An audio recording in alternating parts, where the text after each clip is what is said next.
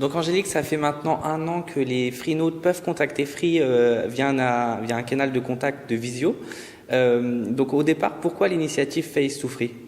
Alors tout simplement parce qu'on assiste ces dernières années à une explosion des outils de communication par l'utilisation en fait de divers terminaux, canaux, technologies. Et ce phénomène enrichit l'expérience utilisateur. Donc il y a une plus grande capacité d'échange, d'informations complexes, précises, choisies, et puis cela en temps réel. Donc les habitudes en fait des utilisateurs changent.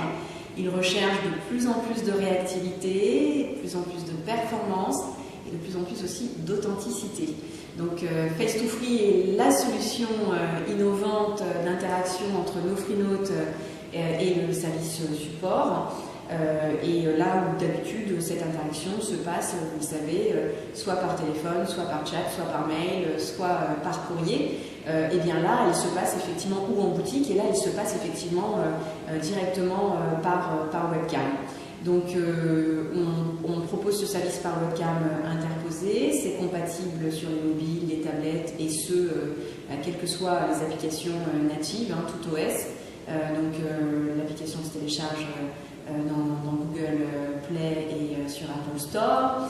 Et en réalité, aujourd'hui, l'utilisateur a une liberté totale, plusieurs possibilités de joindre son support. Il peut être assis dans son canapé, en situation de mobilité à l'étranger. Donc ça permet d'avoir une relation vraiment enrichie. Et puis finalement, c'est un support augmenté, une relation gagnant-gagnant. Donc le service est une vraie réussite.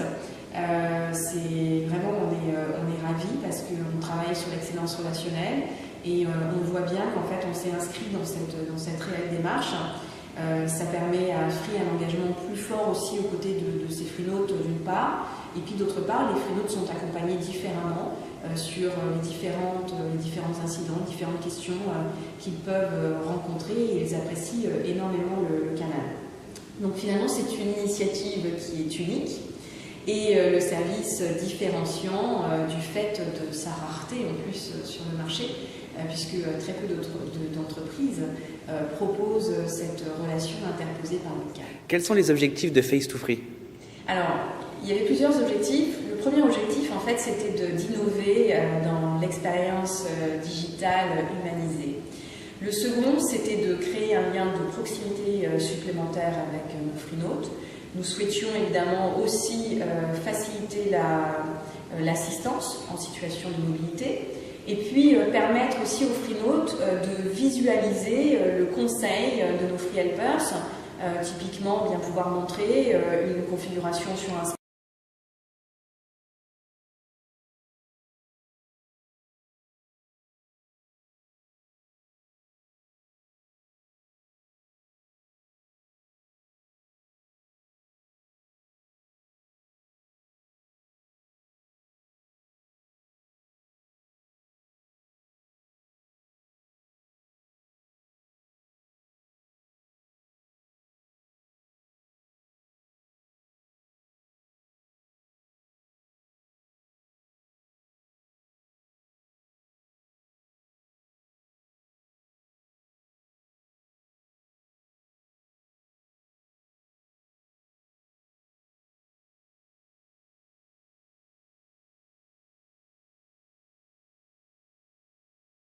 dans la relation avec le Freenote, et donc toujours dans cette recherche d'excellence relationnelle.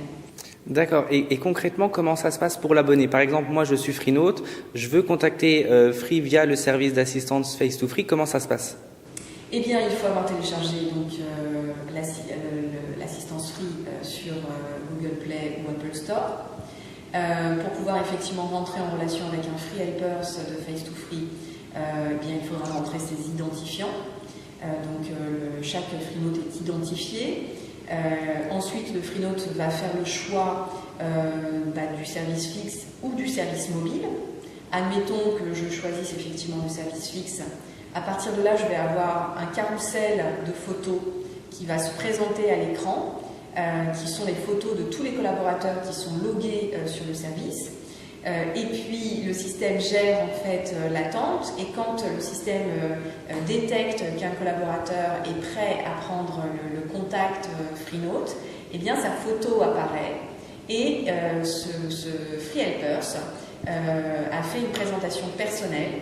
Donc le Freenode lit qu'il va être en relation par exemple avec Thibaut, et que Thibaut s'est engagé dans la relation de service parce que son souci c'est de satisfaire, d'aider, d'accompagner, et qu'il a une vocation personnelle en règle générale auprès des uns et des autres. Et il donne également un détail de sa vie personnelle: est-ce qu'il est fan de l'OM, du PSG, est-ce qu'il fait de la course à pied. Parce que très souvent dans la relation avec le Freenode, on est amené aussi à gérer parfois du privé, parce que les gens nous confient un certain nombre de choses, et donc c'est aussi créer du lien par là. Donc une fois que la photo est sélectionnée et que le Freenode a cette première présentation, c'est aussi pour pas qu'il soit surpris d'avoir un visage qu'il ne connaît pas à l'écran. Donc il a au moins la connaissance déjà, ce que n'ont pas nos Free Helpers qui découvrent nos Freenode. Il a déjà cette connaissance-là, et donc ça facilite aussi déjà la conversation, et puis l'échange secret par webcam. Le Freenode a aussi la possibilité de ne pas être vu, c'est-à-dire que notre Free Helper sera toujours vu, puisque c'est le principe du service, mais un Freenode qui n'a pas envie de passer à l'écran et d'avoir une relation, mais qui a envie de voir son interlocuteur, c'est aussi possible, et c'est un choix qu'on laisse au Freenode. D'accord. Et est-ce que le service Face2Free va être amené à se développer dans les années qui arrivent, se généraliser? Est-ce qu'il y a des évolutions qui vont être prévues sur ce service? Donc voilà, qu'est-ce que le futur va apporter au service? Alors, on n'est pas loin d'avoir eu 200 000 téléchargements de l'application, ce qui est plutôt bien pour un service d'assistance. Moi, je suis convaincue effectivement que c'est un usage qui va clairement exploser dans les années qui viennent, notamment avec l'arrivée de la génération Z que j'évoquais. Même si à côté de ça, c'est assez amusant, mais on se rend compte aussi qu'on a des gens également âgés qui utilisent beaucoup ce canal, tout simplement parce qu'ils ont l'habitude de communiquer avec leurs petits-enfants sur ces canaux de webcam qu'ils ont, et que du coup, ils gardent aussi cette habitude dans leur quotidien. Donc voilà, il y a la génération Z, et puis il y a tous les autres aussi qui aujourd'hui utilisent le service.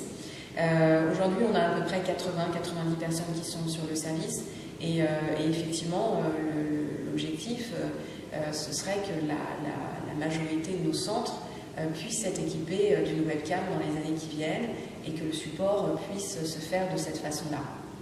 Et est-ce que Face2Free pourrait arriver par exemple sur les bornes interactives ou la future Freebox directement intégrée dessus? Tu te projettes, mais effectivement Exactement. Ce serait de nouveaux projets. Pour l'instant, c'est pas d'actualité, mais effectivement, ça pourrait avoir du sens. Est-ce que finalement les objectifs que vous étiez fixés sur Face2Free ont été atteints avec l'expérience que vous avez déjà sur ce service? Alors, je crois qu'on est très satisfait, et que nos collaborateurs qui travaillent sur ce service sont très satisfaits. Il faut savoir que régulièrement sur nos centres de contact, on me demande quand le service Face2Free va être développé. Tout le monde a envie de travailler sur ce service chez nous, en tout cas une grande majorité des collaborateurs, parce qu'effectivement ça transforme la relation, c'est plus simple. On a des taux de résolution qui sont beaucoup plus importants, parce qu'on permet aux Freenode de visualiser des choses qu'on expliquait par téléphone et qui ne sont pas toujours évidentes, parce qu'il y a des gens par téléphone qui n'ont pas forcément envie d'aller mettre les mains dans les connectiques, voilà. Donc c'est compliqué, alors que là, voilà, on visualise, donc il y a effectivement une vraie mesure des bénéfices qui a été faite, et puis il suffit de voir les commentaires très très positifs sur Apple Store et Google Play, voilà, qui plébiscitent effectivement ce service, pour se dire qu'on a pleinement atteint nos objectifs, et que maintenant, c'est nos collaborateurs qui doivent continuer à insuffler et à parvenir à créer de vraies relations avec nos Freenode et dans la durée. Merci Angélique d'avoir répondu à nos questions.